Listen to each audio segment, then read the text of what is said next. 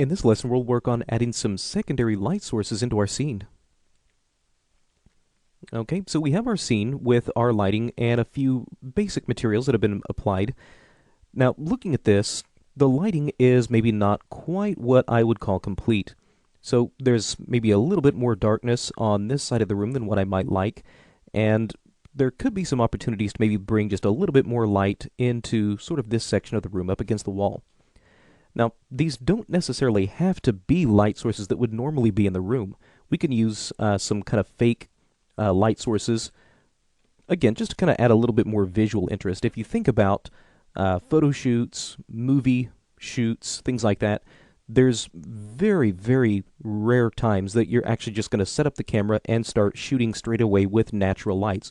There's almost always some kind of secondary light sources, bounce lights, fill lights, accent lights, but they're usually off camera, so you never see them. But again, we can start to use sort of these same concepts to add just a little bit more visual interest to the lighting here. Again, maybe a light source or a few light sources that normally would never be in this room, but we could use them just to add a little bit more visual interest here. So let's go into our Create menu. Let's drop in a light. Because we are using gamma correction and we have some exposure controls on our camera from some of our earlier lessons, this is a great time to take advantage of some of our photometric lights. So I'm going to drop in a photometric light, and just a simple free light should work just fine. There we are. I'll place this just somewhere over here. So here's our light source that's been placed in the scene. Alright, so we can grab that and move this maybe somewhere back over here. There we go. And I'll really try to use this as a way of just bringing a little bit more illumination into some of these other parts of the room. So mainly I'm going to focus on bringing a little bit more light kind of to this side of the room with the couch, and maybe just a little bit here along this wall over here. So for our shape of this light, let's set it from a point to maybe something like a rectangle, so that way it can act a little bit more like a light diffuser, something that we would see normally maybe in a studio. Now, as far as the overall size on this, really is entirely up to you. In my case, I want to go with something that is maybe kind of a nice combination between having some nice soft light, but at the same time provides us with something that is maybe a little bit more of a very definite point light. So I'm going to grab this and just rotate this back a little bit. Now that we have our rectangle set up for this. There we are. And as far as the actual position, again, entirely up to you, but in this case I'm going to go with something that maybe elevates this light up just a little bit more. Okay, so let's see what that does for us. Looking at the overall intensity of our light, if we were to come up here a little bit more toward the top, we should find controls for intensity. We also want to make sure that we have shadows turned on for this light. So I'll turn on shadows. We'll give it some ray trace shadows, so that way these can be used with mental ray. And here's our intensity controls. So right now this is candelas is what we're looking at. So this is about 1500 candelas. And we could choose if we want to maybe measure this in lumens. We could do that as well. So these are going to be based a little bit more on some real-world values. So photometric lights are great for using, provided that we do have things like gamma correction turned on, and provided that we do have our camera exposures enabled. Otherwise, our photometric lights can really start to look really bright and washed out and blown out. So really, really important that we take all these things into consideration.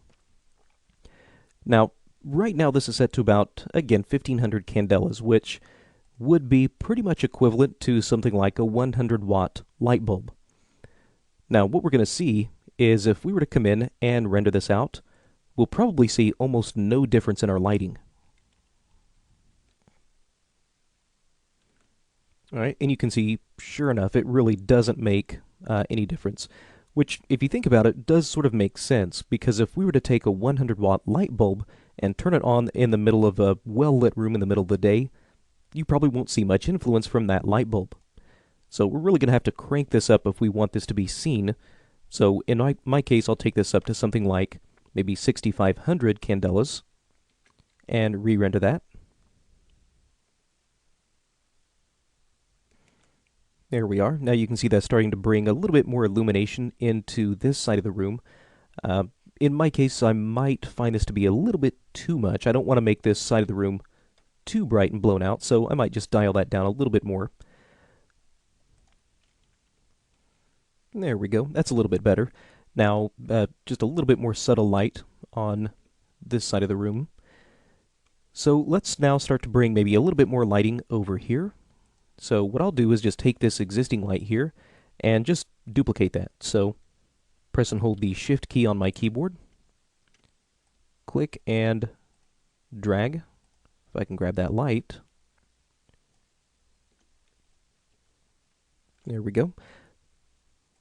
So we'll go ahead and create this secondary light. Let's move in a little bit tighter. And let's start to get this light set up. So I'll come in and maybe just start by resetting its rotational values. So that way we can basically get this reset. There we are. So I'll rotate that to 90 degrees.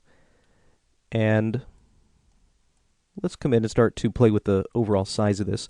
This light we'll probably want to be a little bit larger because I really want it to provide kind of a nice splash light up against this wall. So in my case, I'm going to dial this size of the light up a little bit more. So I'll take that to something like 120 centimeters by 120. Okay, so that way a little bit larger light source, a little bit more splash involved there. Now, as far as the overall placement of this light, I'm going to try to position it maybe just a little bit outside of the camera's view. So sort of down here like that. Now the light's a little bit high, so I might maybe try to bring this down a little bit lower. But again, this is all just a matter of taste and just what you are looking for. Oops, I think I accidentally moved the room here, so let's undo that really quick. There we are. Okay, so with that, let's go ahead and take a quick render.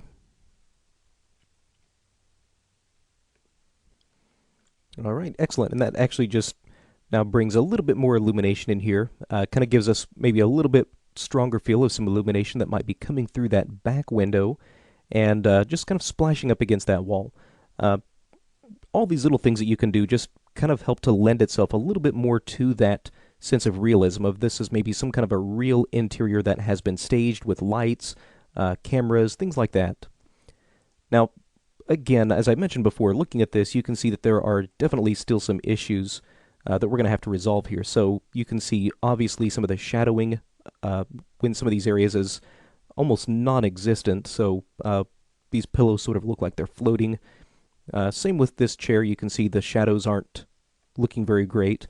Again, we'll come back and address all of these things a little bit later because to start to get those shadows and all these other things in place, it's going to really start to slow down our render. So I know that by bumping up my render quality, I can start to get those shadows back. But knowing that I can always get those back at a later point in time, I'll just save those for when I really need it. So in our next lesson, we're going to work on adding a few more materials to this scene, and then we'll be ready to talk about some of our final render settings.